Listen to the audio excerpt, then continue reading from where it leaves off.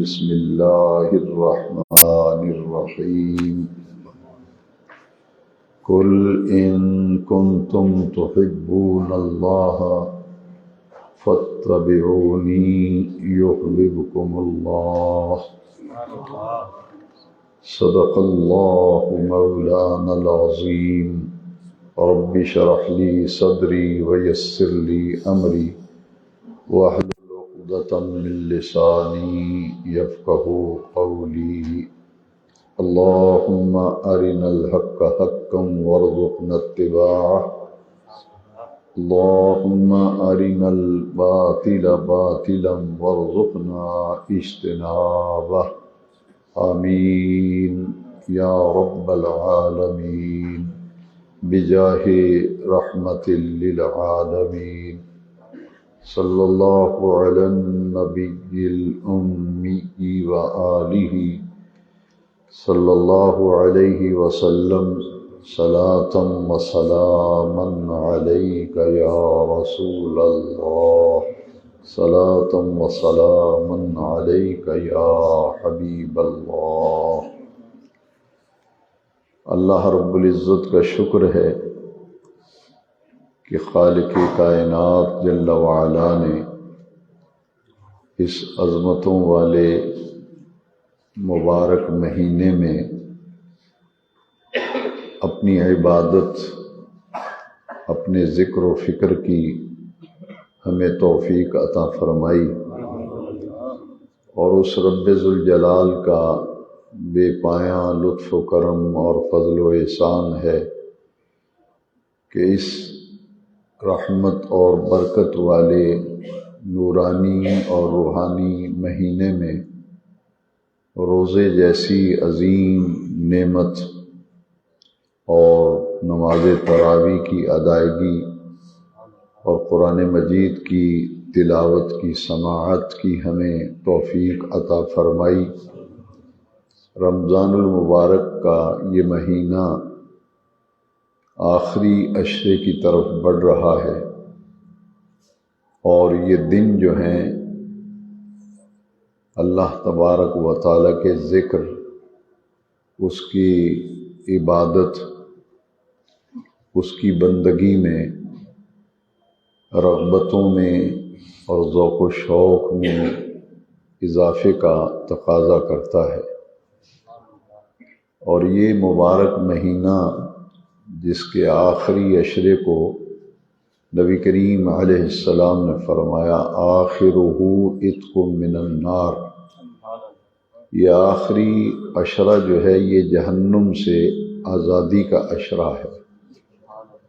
اور اس ماہ مبارک میں آخری عشرے کو بڑی ہی فضیلت، اہمیت، افادیت حاصل ہے۔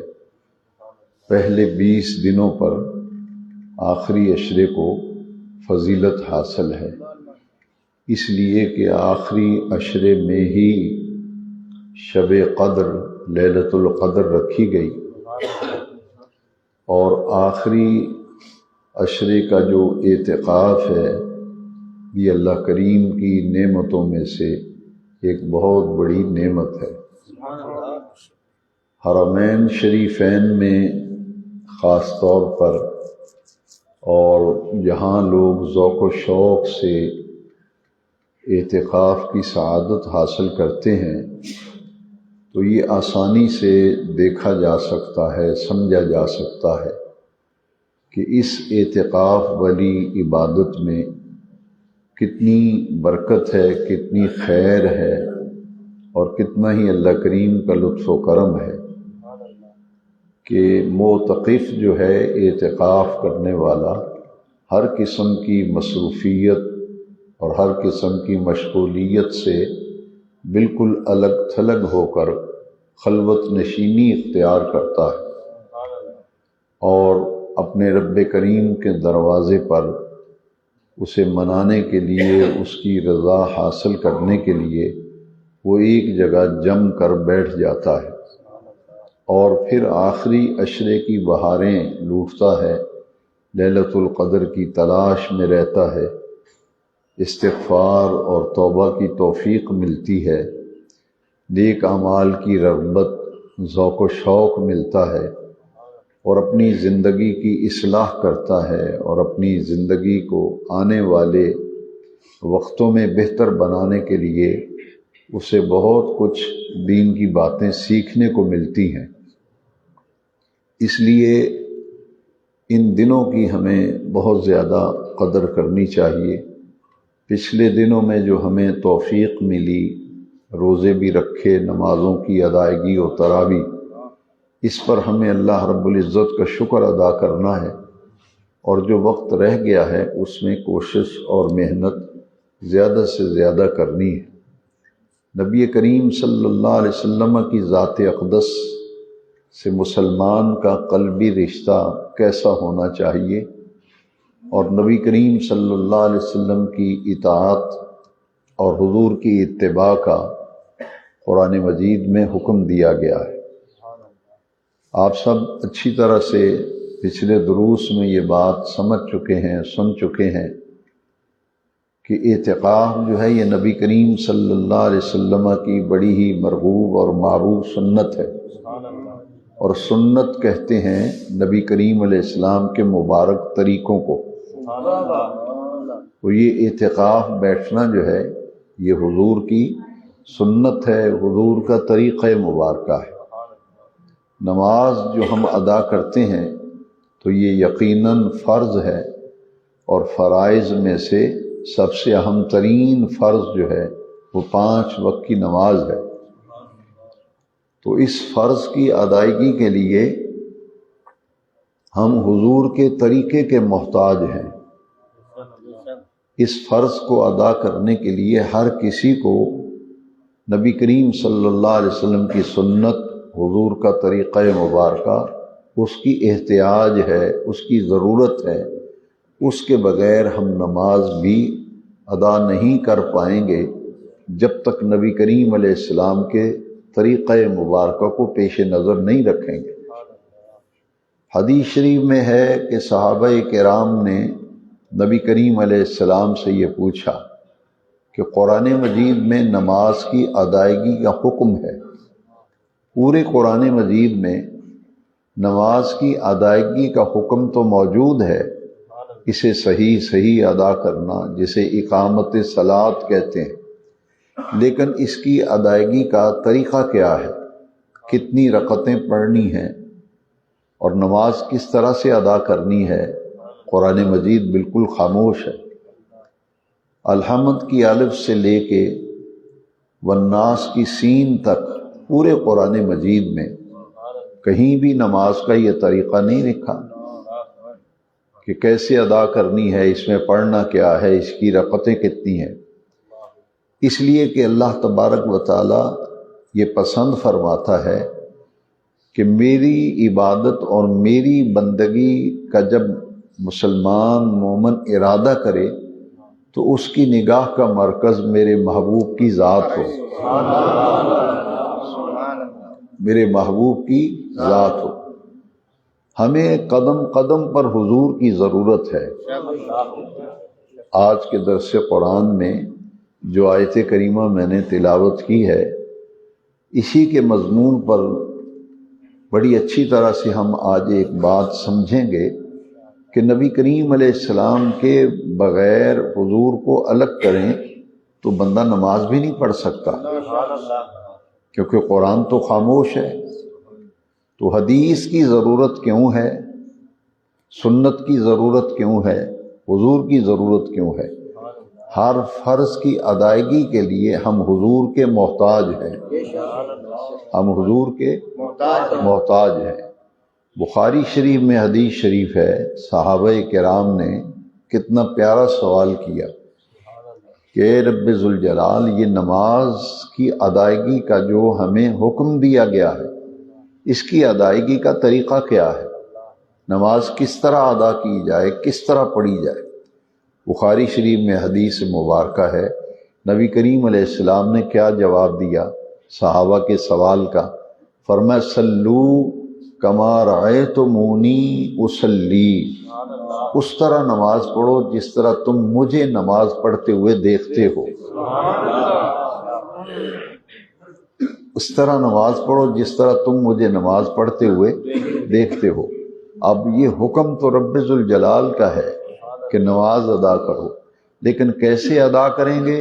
نبی کریم علیہ السلام کا طریقہ مبارکہ کہ حضور کس طرح نماز شروع فرماتے تھے، ہاتھ کہاں باندھتے تھے، رکوع و سجود کیسے کرتے تھے، تشہد کیسے بیٹھتے تھے، اور ان میں پڑھتے کیا تھے۔ تو حضور کا جو طریقہ مبارکہ ہوگا، جب تک اسے پیش نظر نہیں رکھیں گے تو اس وقت تک ہم کوئی فرض ادا نہیں کر سکتے، اور ہر فرض جو ہے اس وقت تک وہ قابل قبول نہیں ہوتا جب تک اس میں سنت نہ ہو، جب تک اس میں سنت نہ ہو۔ میں 2 مثالیں دوں گا نماز میں سے۔ ہر نمازی یہ سمجھتا ہے کہ رکوع کرنا فرض ہے، رکوع کرنا اور دونوں سجدے بھی فرض ہیں۔ یہ تو فرض ہے، رکوع بھی اور دونوں سجدے، لیکن رکوع کے اندر سبحان ربی العظیم پڑھنا حضور کی سنت ہے، اور سجدے میں سبحان ربی الاعلیٰ پڑھنا یہ حضور کی سنت ہے۔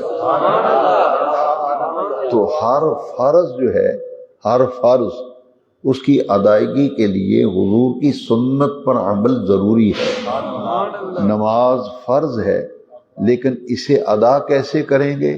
جیسا کہ ابھی ہم نے حدیث پاک سنی اور سمجھی، صلو کما رأیتمونی اصلی، حضور نے فرمایا جس طرح مجھے نماز پڑھتے ہوئے دیکھتے ہو ایسے پڑھو نماز۔ تو ہم حضور کے محتاج ہیں، ہمیں حضور کی ہر لمحہ حضور کی ضرورت ہے، اور یاد رکھیے کہ دنیا اور آخرت دونوں میں ہمیں حضور کی ضرورت ہے۔ یا ربنا آتنا فی الدنیا حسنہ وفی الآخرۃ حسنہ، اللہ کریم سے ہم عرض کرتے ہیں کہ بے نیاز رب ہماری دنیا بھی اچھی فرما اور ہماری آخرت بھی اچھی فرما۔ تو دنیا میں بھی ہمیں حضور کی ضرورت اور حاجت ہے، اور آخرت میں بھی ہمیں حضور کی ضرورت اور حاجت ہے۔ حضور کے بغیر تو دین پر ہم عمل نہیں کر پائیں گے، کیونکہ حضور کا ایک مبارک لقب ہے شارع علیہ السلام۔ شریعت کہاں سے سیکھیں گے، کہاں سے ملے گی؟ وہ تو حضور کے در سے ملے گی۔ لہٰذا دین کے تمام معاملات میں جو مومن ہے، مسلمان ہے، وہ حضور کا محتاج ہے، اسے حضور کی احتیاج ہے، حضور کی ضرورت ہے۔ حضور کے بغیر ہم دین پر عمل نہیں کر سکتے۔ اسی لیے قرآن مجید میں 2 چیزوں کا حکم دیا گیا ہے، ایک نبی کریم علیہ السلام کی اطاعت اور ایک حضور کی اتباع۔ اطاعت اور اتباع، اطاعت اور اتباع میں فرق کیا ہے؟ اطاعت کہتے ہیں کسی کے حکم کو ماننا، کسی کی بات کو ماننا، اسے کہتے ہیں اطاعت، اور اتباع کہتے ہیں کسی کے طرز عمل کو دیکھ کر، طریقے کو دیکھ کر اس کے نقش قدم پر چلنا، اس کے نقش قدم پر چلنا۔ تو قرآن مجید میں اطاعت کا بھی حکم ہے اور اتباع کا بھی حکم ہے، لیکن یاد رکھیے قرآن مجید میں کئی مقامات پر یہ آیت کریمہ اکٹھا ذکر آیا، اطیعوا اللہ و اطیعوا الرسول، اطیعوا اللہ و اطیعوا الرسول، اطیعوا اللہ و اطیعوا الرسول، کہ حکم مانو اللہ کا اور حکم مانو اللہ کے رسول کا۔ یہ الگ الگ نہیں ہے، اکٹھا ذکر آیا، اطیعوا اللہ و اطیعوا الرسول، اللہ کا حکم مانو اور اللہ کے رسول کا حکم مانو۔ یہ متعدد مقامات پر قرآن مجید میں یہ حکم آیا، یہ لفظ آئے، لیکن ایک مقام قرآن مجید کا نبی کریم علیہ السلام کی جو ہمیں ضرورت ہے، حضور کی حاجت ہے، احتیاج ہے، اس کو مزید واضح کرنے کے لیے قرآن مجید کی اس آیت کریمہ پر غور کیجیے۔ پہلے حکم فرمایا کہ اطیعوا اللہ و اطیعوا الرسول، اللہ کا حکم مانو، اللہ کے رسول کا حکم مانو۔ پھر رب کریم نے خود ہی قرآن مجید میں آیت کریمہ میں فرمایا من یطع الرسول فقد اطاع اللہ۔ یہ آیت کریمہ تھوڑا سا باریکی میں جا کے دین کو سمجھنے کے لیے اس کی طرف توجہ ضروری ہے۔ فرمایا جس نے حکم مانا رسول کا اس نے حکم مانا اللہ کا۔ بس جس کی سمجھ میں یہ بات آ گئی، جس کے ذہن میں یہ بات بیٹھ گئی، جس کو اس کا فہم حاصل ہو گیا، ادراک اور شعور حاصل ہو گیا کہ نبی کریم علیہ السلام کی ایک مسلمان کے دل میں کیا قدر و منزلت ہونی چاہیے، کیا اہمیت افادیت ہونی چاہیے، تو قرآن مجید واضح کر رہا ہے من یطیع الرسول فقد اطاع اللہ، جس نے رسول کا حکم مانا اس نے اللہ کا حکم مانا۔ دو مقام قرآن مجید میں سے میں اور عرض کروں گا کہ ہر جزو کائنات کو ہے تیری احتیاج، ہر جزو کائنات کو ہے تیری احتیاج، ہوتا نہیں کسی کا گزارا تیرے بغیر۔ ہر جزو کائنات کو ہے تیری احتیاج، ہوتا نہیں کسی کا گزارا تیرے بغیر۔ تو حضور کے بغیر تو بھائی نہ دنیا میں گزارا ہے، نہ قبر میں گزارا ہے، نہ حشر میں گزارا ہے۔ دو مثالیں قرآن مجید سے، ایک دیکھیے کہ صلح حدیبیہ کے موقع پر، بیعت رضوان بھی اسے کہتے ہیں، اسے صلح حدیبیہ بھی کہتے ہیں، اس موقع پر 1400 صحابہ کرام نے نبی کریم علیہ السلام کے دست اقدس پر بیعت کی تھی، اور اس بیعت کا ذکر اللہ تبارک و تعالی نے سورہ فتح میں فرمایا۔ جب یہ بیعت ہوئی تو 1400 صحابہ حضور کے ہاتھ پہ بیعت کر رہے ہیں، تو آیت کریمہ ذرا غور سے سن لیجئے، بہت سے سوالوں کا جواب فوراً ذہن میں انشاءاللہ بیٹھ جائے گا۔ بیعت تو حضور کے ہاتھ پہ ہو رہی ہے اور 1400 صحابہ حضور کے ہاتھ پہ بیعت کر رہے ہیں، تو قرآن مجید کی آیت کریمہ ہے ان الذین یبایعونک انما یبایعون اللہ۔ اے محبوب کریم صلی اللہ علیہ وسلم، جو آپ کے ہاتھ پہ بیعت کرتے ہیں یہ تو اللہ کے ہاتھ پہ بیعت کر رہے ہیں۔ اچھا، ان کا حکم ماننا اللہ کا حکم ماننا، قرآن کی روح سے حضور کا حکم ماننا اللہ کا حکم ماننا، اور ان کی بیعت اللہ کی بیعت۔ ان الذین یبایعونک انما یبایعون اللہ، کہ محبوب یہ آپ کے ہاتھ پہ بیعت کر رہے ہیں، لیکن در حقیقت یہ تو دست قدرت پہ بیعت کر رہے ہیں۔ اور پھر غزوہ بدر کے موقع پر نبی کریم علیہ السلام نے جو ریت مٹی اور کنکر مٹھی میں لے کے کفار کی طرف پھینکے تھے، تو تراویح میں یہ آیت کریمہ پر میں گفتگو کر چکا ہوں، وَمَا رَمَيْتَ إِذْ رَمَيْتَ وَلَكِنَّ اللَّهَ رَمَا، کہ محبوب کریم یہ ریت اور مٹی اور کنکر کی آپ نے کب پھینکے؟ یہ تو اللہ نے پھینکے ہیں۔ تو حضور کا پھینکنا اللہ کا پھینکنا، ان کا حکم ماننا اللہ کا حکم ماننا جی، اور ان کی بیعت اللہ کی بیعت ہے۔ اب دیکھیے اور بہت سی آیات ہیں، مگر ایک دو آیتیں میں اور عرض کرتا ہوں تاکہ مضمون پوری طرح سے واضح ہو جائے اور کسی قسم کا کوئی اشکال اور تشکیک باقی نہ رہے۔ ایک مقام قرآن مجید کا بڑا ہی قابل توجہ ہے، اللہ ورسولہ احق ان یرضوہ، اللہ ورسولہ احق ان یرضوہ، سب سے زیادہ حق اللہ اور اس کے رسول کا ہے کہ اسے راضی کیا جائے۔ یہاں جدا کر کے دکھاؤ، یہاں تو جدا نہیں ہے، کلمہ شریف میں جدا نہیں، اذان میں جدا نہیں، نماز میں جدا نہیں، جہاں جہاں حضور کا ذکر ہے، جہاں جہاں رب کریم کا ذکر ہے، وہاں وہاں حضور کا ذکر ہے۔ اللہ کریم نے اطیعوا اللہ و اطیعوا الرسول، اللہ ورسولہ احق ان یرضوہ، اذان من اللہ ورسولہ۔ اب کتنے مقامات ہیں قرآن مجید میں، لیکن یہ مقام میری آج کی گزارشات کو سمجھنے کے لیے اس آیت کریمہ کو ذرا غور سے، اس میں ذرا تفکر اور تدبر کی ضرورت ہے۔ ارشاد ربانی ہے اللہ ورسولہ احق ان یرضوہ، اللہ اور اس کے رسول کا سب سے زیادہ حق اللہ اور اس کے رسول کا ہے، وہ حق کیا ہے کہ اسے راضی کیا جائے۔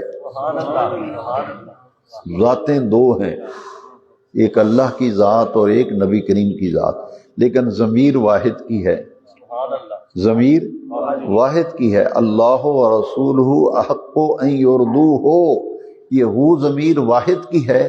اس سے اللہ کریم نے پوری کائنات پر یہ واضح کر دیا کہ رسول کریم کو راضی کرنا ایسے ہے جیسے اللہ کو راضی کیا ہے۔ ان کی بیعت اللہ کی بیعت، ان کا پھینکنا اللہ کا پھینکنا، ان کا حکم ماننا اللہ کا حکم ماننا، اور رسول کریم کو راضی کرنا اللہ کو راضی کرنا۔ تو حضور کے بغیر ہمارا گزارا نہیں ہے۔ اب دیکھیے قبر کے اندر تو حضور کی ضرورت و اہمیت، مومن جو ہے اس کے بغیر زندگی نہیں گزار سکتا حضور کے بغیر۔ قبر کے اندر جب جائیں گے تو کیا حدیث شریف ہے کہ جب قبر میں میت کو لٹایا جاتا ہے، دو فرشتے قبر میں آ جاتے ہیں، اور جو ہم قبر میں مردے کو میت کو لٹاتے ہیں، فرشتے اسے اٹھا کر بٹھا دیتے ہیں اور بٹھا کے پوچھتے ہیں مر ربک، تیرا رب کون ہے، ما دینک، تیرا دین کیا ہے۔ پھر نبی کریم علیہ السلام کی ذات اقدس کے بارے میں پوچھا جاتا ہے، ما کنت تقول فی حق ھذا الرجل، اس ہستی پاک کے بارے میں دنیا میں کیا کہا کرتا تھا۔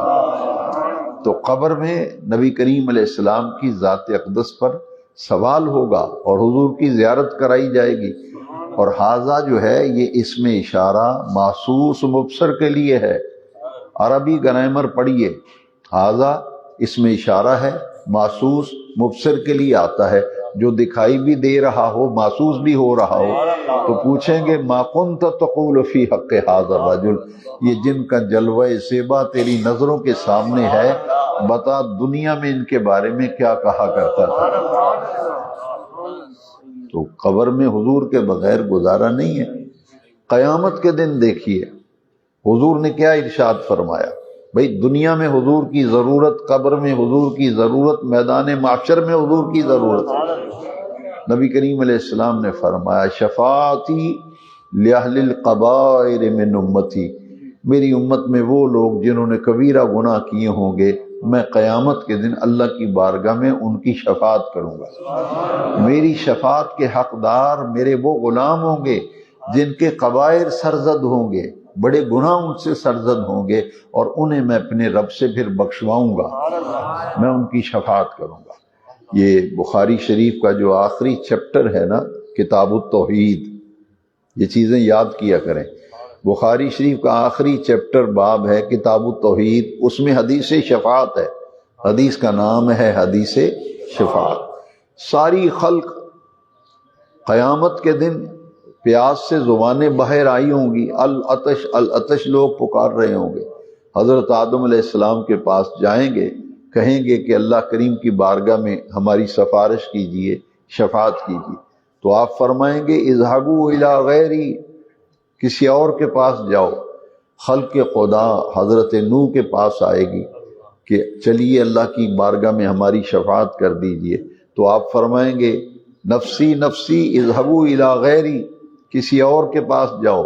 حضرت موسیٰ کے پاس جائیں گے، حضرت عیسیٰ کے پاس جائیں گے، حضرت ابراہیم کے پاس جائیں گے، انبیاء سے پھرتے پھراتے آئیں گے کہ ہماری سفارش کیجیے۔ حدیث شفاعت میں ہے کہ ہر نبی یہ فرمائیں گے اذهبوا الی غیری، کسی اور کو ڈھونڈو، کسی اور کو ڈھونڈو، کہ اللہ کا جلال جو ہے وہ پورے عروج پر ہوگا، کوئی دم نہیں مار رہا ہوگا، یہاں تک کہ انبیاء کرام بھی کہیں گے نفسی نفسی، اللہ کا جلال پورے جوبن پر ہے، ہماری کوئی اس سلسلے میں کسی اور کو تلاش کرو، ہمیں تو فکر ہے کہ اللہ کا جلال اپنے عروج پر ہے۔ تو جب خلق خدا پھرتی پھراتی آئے گی حضرت عیسیٰ علیہ السلام کے پاس، کیونکہ حضرت عیسیٰ علیہ السلام جب زندہ آسمان پہ اٹھا لیے گئے تو نبی کریم علیہ السلام 600 سال بعد پھر حضور کی ولادت ہوئی۔ عیسیٰ علیہ السلام کے بعد 600 سال کا عرصہ گزر گیا جس میں کوئی نبی نہیں آیا، یہ فطرت کا زمانہ ہے۔ 600 سال بعد نبی آخر الزمان خاتم النبیین صلی اللہ علیہ وسلم تشریف لائے، تو حضرت عیسیٰ کے پاس جب خلق خدا جائے گی کہ ہماری سفارش کیجئے، تو بخاری شریف میں کتاب التوحید میں حدیث شفاعت ہے، حضرت عیسیٰ علیہ السلام کیا فرمائیں گے؟ فرمائیں گے سارے نبیوں سے پھر آگے آ گئے ہو، بتاؤ کہیں بھی بنی، کہیں بھی بنی؟ تو حضرت عیسیٰ کیا فرمائیں گے؟ ہاں ایک ٹھکانہ ہے، ایک ٹھکانہ ہے، ایک ہستی ایسی ہے، ایک ذات ایسی ہے، اس کا پتہ میں بتا دیتا ہوں، وہاں چلے جاؤ تمہاری بگڑی بن جائے گی۔ حدیث شفاعت میں ہے کہ حضرت عیسیٰ کیا فرمائیں گے؟ یہ حدیث کے لفظ بڑے ہی ایسا دل میں سرور پیدا ہوتا ہے، نور پیدا ہوتا ہے۔ حضرت عیسیٰ فرمائیں گے، وہ پوچھیں گے جی وہ کون سی ہستی ہے، وہ کون سا در ہے، کہاں جائیں، وہ ٹھکانہ کہاں ہے؟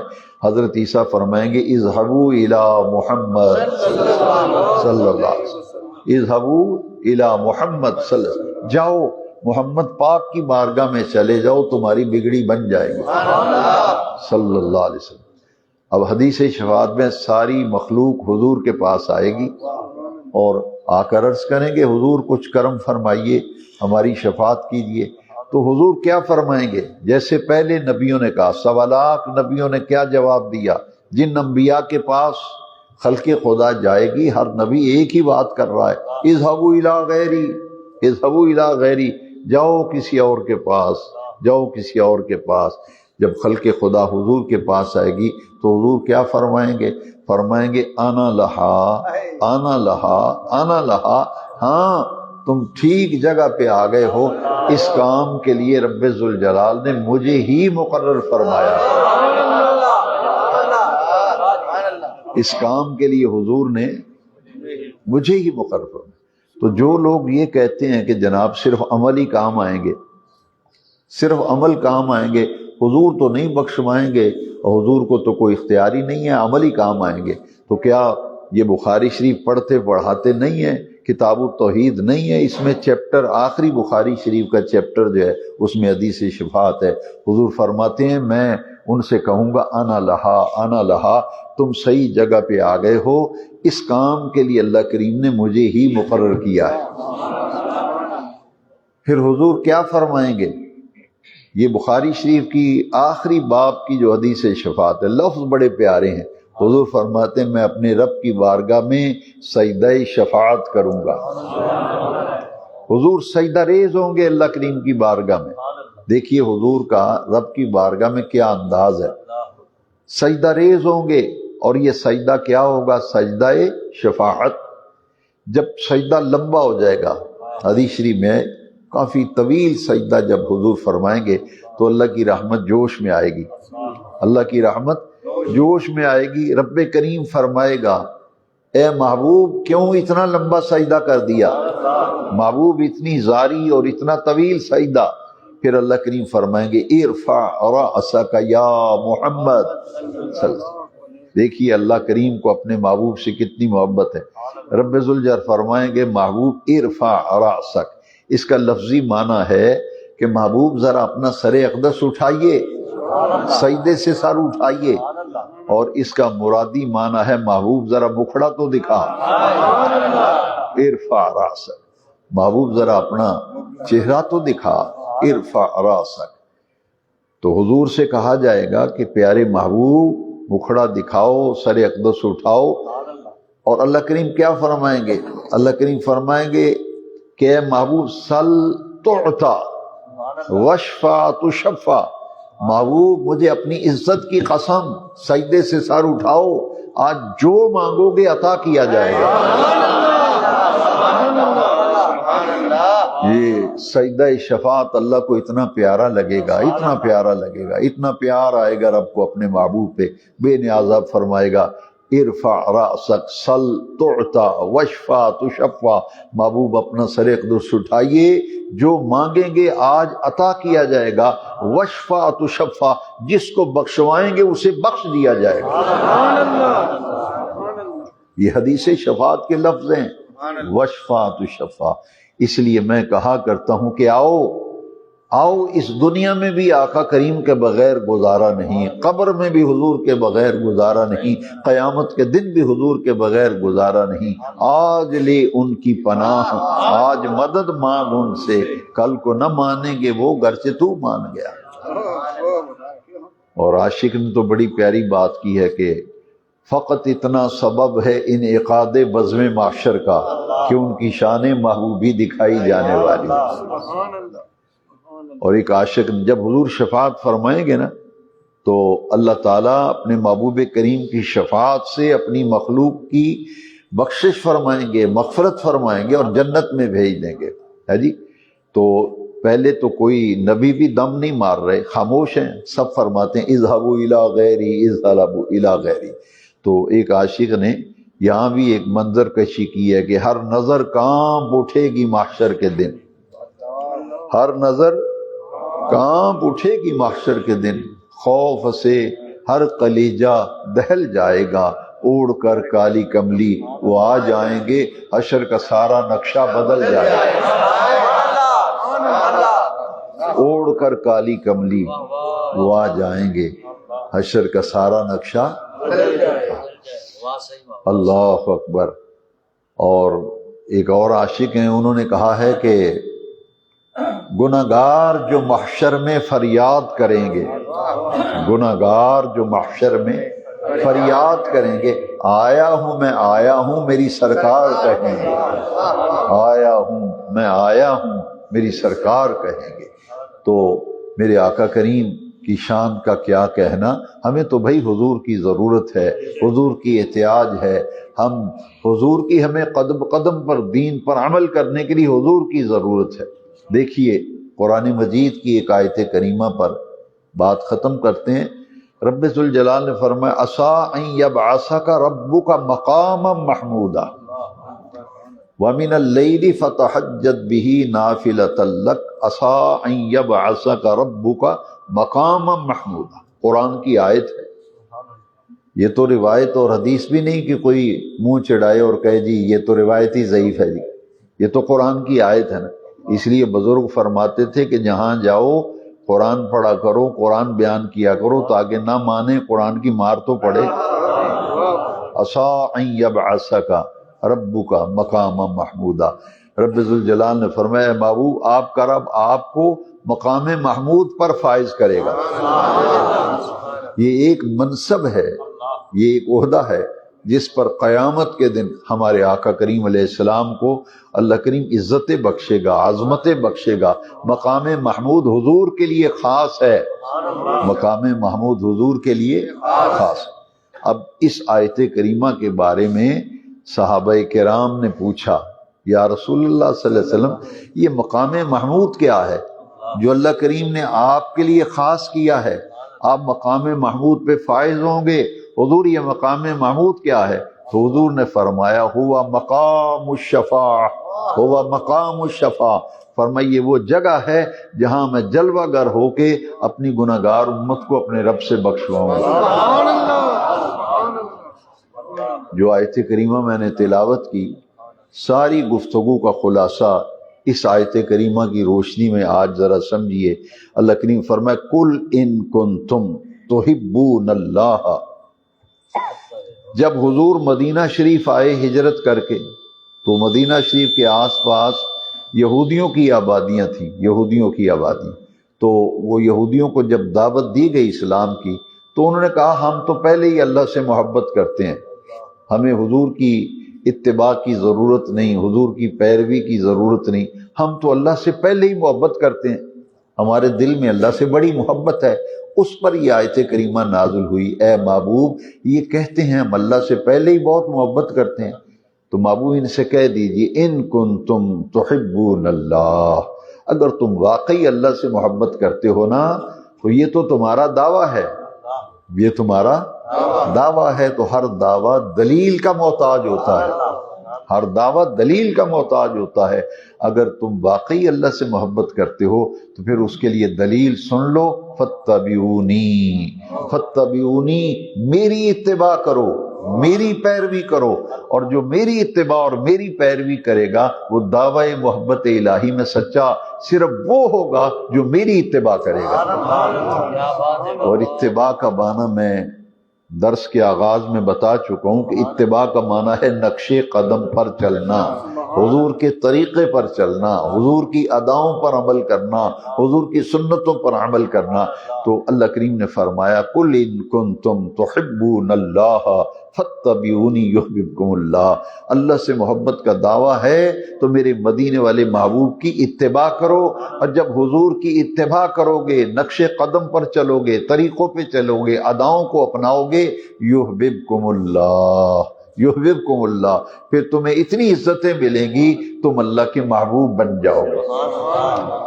اس آیت سے پتہ چلا جو حضور کے طریقے پہ چلتا ہے، حضور کی اداؤں پر عمل کرتا ہے، حضور کی سنتوں پر عمل پیرا ہوتا ہے، اللہ تعالیٰ اس سے محبت فرماتا ہے۔ یحببکم اللہ قرآن کی آیت ہے، اللہ تم سے محبت فرمائے گا۔ کب؟ جب تم حضور کی اتباع کرو گے۔ اور دیکھیے کسی نے، شاعر نے بڑی پیاری بات کی، کہتے حب احمد ہے تو نیک انجام ہے، حب احمد ہے تو نیک انجام ہے، اتباع مصطفیٰ اسلام ہے، اتباع مصطفیٰ اسلام۔ بھئی حضور کی اتباع کا نام ہی تو اسلام ہے۔ محمد کی محبت دین حق کی شرط اول ہے، محمد کی محبت دین حق کی شرط اول ہے، اسی میں ہو اگر خامی تو سب کچھ نامکمل ہے۔ تو حضور سے صحابہ کیسے محبت کرتے تھے؟ وہ تو حضور وضو فرماتے ہیں حدیبیہ کے مقام پر، تو وضو کا استعمال شدہ پانی صحابہ زمین پہ نہیں گرنے دیتے۔ کسی حدیث میں ہے کہ حضور وضو فرمائیں تو پانی لے کر چہروں پہ ملو؟ یہ جو بات بات پر یہ کہا جاتا ہے، کہاں لکھا ہے، کہاں لکھا ہے، کہاں لکھا ہے؟ تو میں بھی پوچھنے کا حق رکھتا ہوں، مجھے قرآن میں دکھا دو۔ نہ قرآن میں ہے نہ حدیث میں ہے کہ حضور وضو فرمائیں تو ان کا پانی وضو کا استعمال شدہ چہروں اور سینوں پہ ملو، نہیں ہے، نہ قرآن میں ہے نہ حدیث میں۔ صحابہ نے یہ کام کیا یا نہیں کیا؟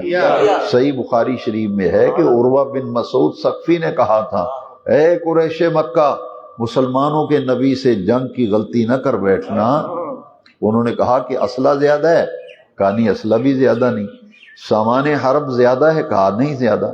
تعداد زیادہ ہے، کہا تعداد بھی زیادہ نہیں۔ تو پھر ہمیں کیوں روک رہا ہے؟ انہوں نے کہا ایک چیز ایسی دیکھ کے آیا ہوں، میں نے دنیا کے بادشاہوں کی جاسوسی کی ہے۔ رأیت کیسر فی ملکہ و کسریٰ فی ملکہ والنجاشی فی ملکہ، میں نے تو بڑے بڑے بادشاہوں کی جاسوسی کی ہے۔ اس نے کہا کسی دنیا کے بادشاہ کی بھی وہ عزت ہوتے ہوئے نہیں دیکھی جو محمد پاک کی عزت ان کے غلام کرتے ہیں۔ یہ تو میں نے روم کے بادشاہ کو دیکھا، ایران کے بادشاہ کسریٰ کو دیکھا، حبشے کے بادشاہ نجاشی، ان کی تعظیم و ادب میں نے نہیں ہوتے دیکھا۔ جو مسلمانوں اپنے آقا کی تعظیم اور احترام اور ادب کرتے ہیں، یہ تو بادشاہوں کی نہیں دیکھی۔ انہوں نے کہا کیا دیکھ کے آیا ہے؟ وہ کون سی عجب شے ہے؟ کہا وہ جب وضو کرتے ہیں نا مسلمانوں کے نبی، ان کے آقا، تو وضو کا استعمال شدہ مستعمل پانی صحابہ ہتھیلیوں پہ لے کے چہروں اور سینوں پہ مل لیتے ہیں۔ اس نے بڑا ایک تاریخی جملہ کہا، یہ بخاری شریف میں ہے، بخاری شریف، اس نے کہا کہ جو قوم اپنے نبی کے وضو کا استعمال شدہ پانی زمین پر نہیں گرنے دیتی، وہ اپنے نبی کا خون کیسے گرنے دے گا؟ تو انہوں نے کہا غلطی نہ کر بیٹھنا لڑنے کی۔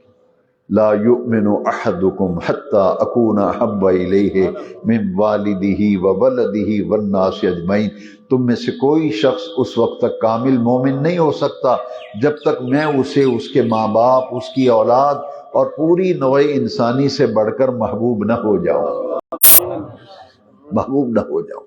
ڈاکٹر اقبال نے اسی کا خلاصہ، ان تمام آیات اور حدیث کا خلاصہ اقبال نے اپنے کلام میں جگہ جگہ ذکر کیا ہے۔ ان کا کلام میں سے ایک شعر میں عرض کرتا ہوں، یہ ساری گفتگو جو آج میں نے کی ہے اقبال نے اسے اپنے ایک شعر کے اندر قلم بند کیا ہے۔ اقبال کہتے ہیں مغز قرآن، مغز قرآن روح ایمان جان دی، ہست حب رحمت للعالمین۔ بڑے پیارے لفظ ہیں کہ قرآن مجید کا مغز قرآن، روح ایمان، قرآن کا مغز ایمان کی روح اور دین کی جان، یہ ہے کیا؟ ہست حب رحمت للعالمین۔ وہ تو حضور کی محبت جو ہے یہ قرآن کا مغز ہے، ایمان کی روح ہے، دین کی جان ہے، اور جتنی حضور کی محبت ہوگی اتنا ہی ایمان کامل ہوگا۔ دو ہی چیزیں ہیں جو زندگی کو صحیح راستے پہ چلاتی ہیں، ایک اللہ کا خوف اور خشیت، اور ایک مدینے والے آقا کی محبت۔ مسلمان کی زندگی کے دو اصول ہونے چاہیے، ایک خوف خدا، خشیت الہی، تقوی، اور دوسرا عشق مصطفیٰ اور محبت رسول۔ یہ دو چیزیں جب ہوں تو اللہ تعالیٰ کی بارگاہ میں پیش ہونا ہے، اعمال کا حساب و کتاب ہوگا، پوچھا جائے گا۔ یہ خشیت الہی، یہ ذہن پہ تصور ہر وقت غالب رہے اور یہاں دل میں مدینے والے کی محبت رہے۔ کسی نے بڑی خوبصورت بات کی ہے، کہتے ہیں کہ یہ سر خدا کے لیے، سر یہ اللہ کے سوا کسی کے سامنے نہیں جھکتا، ہم اللہ کے سوا کسی کی عبادت ہی نہیں کرتے۔ یہ تو بہتان ہے نا، جتنے یہ لوگ پروپیگنڈا اور باتیں کہ یہ قبروں کو سجدے کرتے ہیں، یہ پیروں کو سجدے کرتے ہیں، بڑا منفی پروپیگنڈا، ان کی عمریں اسی کام میں کھپ گئیں، لیکن آج تک یہ سمجھ نہ سکے کہ ہمارا عقیدہ کیا ہے۔ میں بارہا اپنے درسوں میں، خطبات میں لوگوں کو بتا چکا ہوں کہ آؤ ہماری بات تو سنو، وہ ہمارا عقیدہ تو پہلے سنو، ہماری بات تو سنو، پھر بات کرنے کے لیے ہم تیار ہیں۔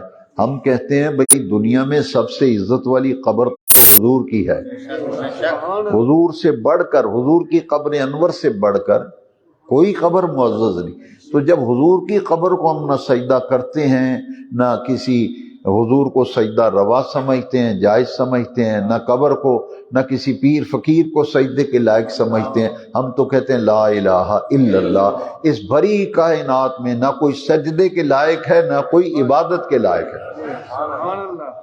غلطی یہ لگی ان کو، غلطی یہ لگی، تعظیم اور ہے، عبادت اور ہے، تعظیم اور ہے اور عبادت اور ہے۔ کوئی کسی کو الہ نہیں سمجھتا، کسی پیر کو، کسی بزرگ کو کوئی کہتا ہے یہ عبادت کے لائق ہے۔ جب اعلان کرتے ہیں، جو نماز میں ہمارے حضرت صاحب فرمایا کرتے تھے، ضیاء الامت پیر محمد کرم شاہ صاحب الازہری رحمۃ اللہ علیہ فرماتے تھے، جو دن میں ہر نماز میں پڑھتا ہے اشہد ان محمدن عبدہ ورسولہ، اشہد ان محمدن عبدہ ورسولہ، اسے کہنا یہ شرک کرتے ہیں، یہ قبروں کو سجدے کرتے ہیں۔ تو بھائی بات یہ ہے، تعظیم اور ہے اور عبادت اور ہے۔ عبادت صرف رب کی، اور تعظیم ساری کی ساری آمنہ کے لال کے لیے۔ سارے درس کا خلاصہ یہ ہے، سر خدا کے لیے، دل مصطفیٰ کے لیے،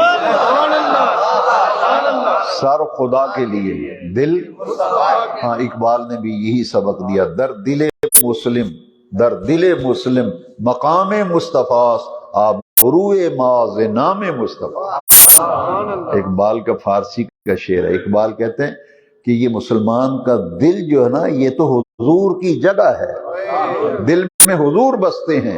در دل مسلم مقام مصطفیٰ، حضور کا مقام جو ہے وہ تو مسلمان کا دل ہے، اور آبروئے ما نام مصطفیٰ، ہماری ساری عزتیں حضور کے دامن سے وابستہ ہیں۔ آئیے کی محمد سے وفا تو نے تو ہم تیرے ہیں، یہ جہاں چیز ہے کیا لوح و قلم تیرے۔ آؤ اللہ سے توفیق مانگیں، بے نیاز رب ہماری محبتیں، ہماری عقیدتیں، ہمارا پیار گنبد خضرا کے مکیں رحمت کائنات سے وابستہ رہے، زندگی بھر اس دل میں حضور کا پیار رہے، زندگی بھر حضور کی محبت دل میں رہے، اور یہی محبت مصطفیٰ، یہی حضور کا پیار، یہ ہماری عبادتوں، ہماری نمازوں، ہمارے روزوں، ہمارے اعتکاف، ہماری تلاوت، اس کی قبولیت کی ضمانت حضور کی محبت ہے۔ حضور کی محبت ہمارے نیک اعمال کی قبولیت کی ضمانت ہے۔ اللہ سے یہ توفیق مانگتے ہیں، بے نیاز رب ہمیں اپنی عبادت، اپنی بندگی، اپنے ذکر و فکر کی توفیق دے، اور مدینے والے آقا کی سچی سچی محبت ہمیں نصیب فرما۔ الصلاۃ والسلام علیک یا سیدی یا رسول اللہ وعلی آلک واصحابک یا سیدی یا خاتم النبیین۔ الحمد للہ رب العالمین والصلاة والسلام علی رسولہ الکریم۔ ربنا تقبل منا صلواتنا وصيامنا وقيامنا وتسحرنا وإفطارنا وجميع أعمالنا الصالحة في شهر رمضان وغيره. ربنا تقبل منا إنك أنت السميع العليم وتب علينا إنك أنت التواب الرحيم. وصلى الله تعالى على حبيبه سيدنا ومولانا محمد وعلى آله وأصحابه أجمعين برحمتك يا أرحم الراحمين.